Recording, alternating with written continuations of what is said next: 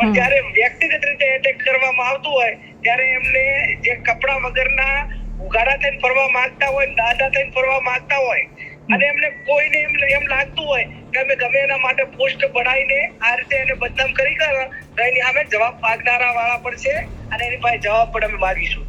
જે માણસ ગમે એના માટે ગમે કક્ષાનું બોલતો હોય અને બીજે દિવસે ભારતીય જનતા પાર્ટીનો કેસ પહેરે એટલે ગંગા જલે નાયેલો માને છે.